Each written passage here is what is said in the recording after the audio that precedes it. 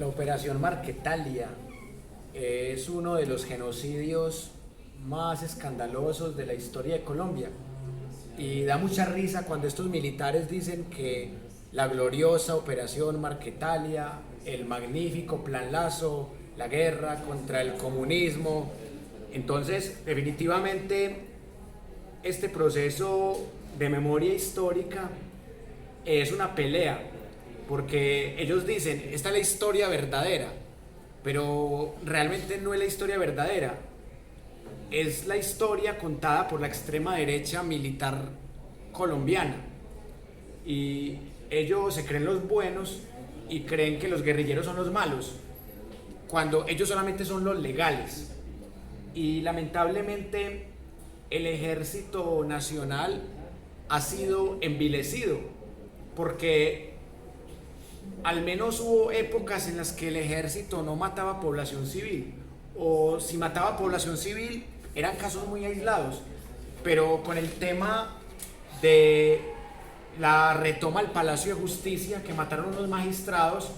y luego con el tema de los mal llamados falsos positivos, que no son otra cosa que ejecuciones extrajudiciales a civiles, terrorismo de Estado, violación al Estatuto de Roma, han montado un régimen narcoparamilitar. El gobierno de Guillermo León Valencia, el abuelo de Paloma Valencia, por lo menos mataba a supuestos guerrilleros comunistas, que en esa época no eran guerrilleros todavía, pero sí tenían ya algún vínculo con el Partido Comunista Internacional y con el Partido Comunista Colombiano.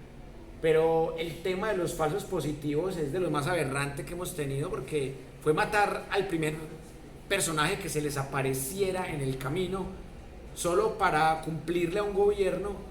que exigía resultados a como diera lugar. Y por eso es tan importante que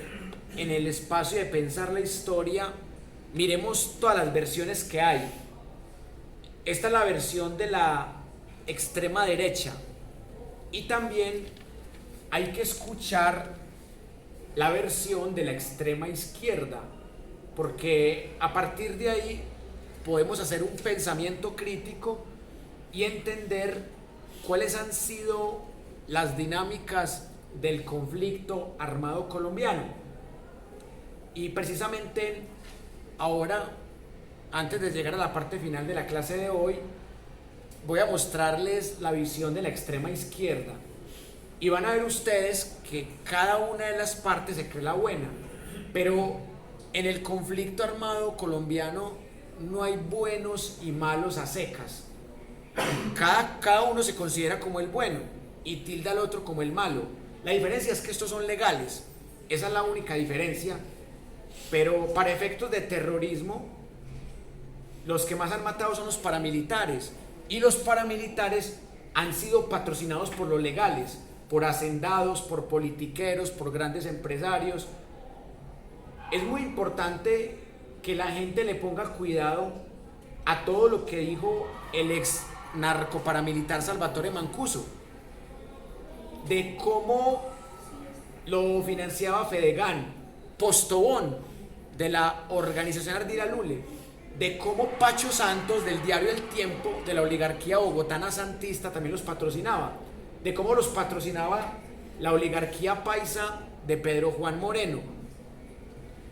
de cómo el paramilitarismo hacía acciones conjuntas con la fuerza pública, no solamente la Operación Orión, sino un montón de operaciones. Salvatore Mancuso destapó unas ollas podridas terribles que envilecen ese ideal que nos vendieron de que ellos eran los héroes de la patria. Pero les digo con la mano en el corazón, un héroe de la patria no mata cobardemente a civiles para presentarlos como guerrilleros y para ponerle las botas al revés. Entonces quiero sacar unas cuantas conclusiones antes de que pasemos a la parte final. Tengo tres conclusiones para pasar al siguiente punto, que es la extrema izquierda. La primera,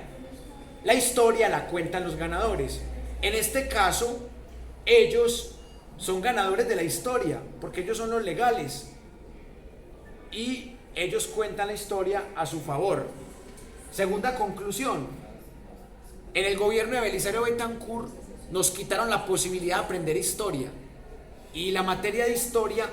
la volvieron una sirviente de las ciencias sociales. Es decir, usted en la escuela y en el colegio ve las materias sociales y ahí le enseñan una revoltura que no genera muchas veces pensamiento crítico, le enseñan geografía, le enseñan cosas de urbanidad y por ahí cualquier cosita de historia. Yo aplaudo a aquel profesional de la docencia o aquella persona que enseña temas como falsos positivos, como Operación Orión, como Operación Marquetalia, como genocidio a la Unión Patriótica, como Navidad Negra o genocidio al pueblo pastuso de Simón Bolívar, el genocidio de los pájaros, chulavitas y antichusmeros. O sea, ese tipo de profesores de sociales yo les aplaudo porque están yendo en contra de un régimen que no quiere un pueblo crítico, que no quiere un pueblo con memoria histórica. Y la última conclusión, el 10 de noviembre, como les dije ahora, puede ser un día histórico para el departamento de Antioquia, porque el 10 de noviembre podríamos tener un gobernador del Centro Democrático encarcelado. Esa es la clase de democracia que tenemos, ese es el departamento inteligente que tenemos, informado, pero eso es producto de las mismas élites que no han querido que el pueblo se eduque. Y termino con esto, la mayoría de uribistas son buenas personas. Es falso que sean malas personas. La mayoría de uribistas que yo conozco son buenas personas, pero son personas que no tienen información, que no tienen pensamiento crítico, no tienen memoria histórica, no tienen educación y votan por gente que no conocen, votan por pasión, por fanatismo, por caudillismo, por miedo al comunismo que supuestamente es Petro,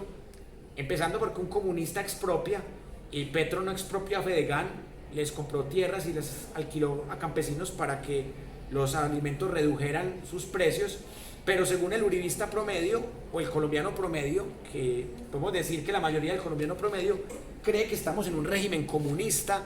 y que ese régimen comunista está acabando con el país. Pero esa es la retórica dominante y ustedes saben que Goebbels, el asesor de Hitler, la tenía clara.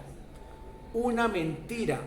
repetida miles de veces se convierte en una verdad y por eso miles de colombianos creen tener esa verdad, pero que equivocados están.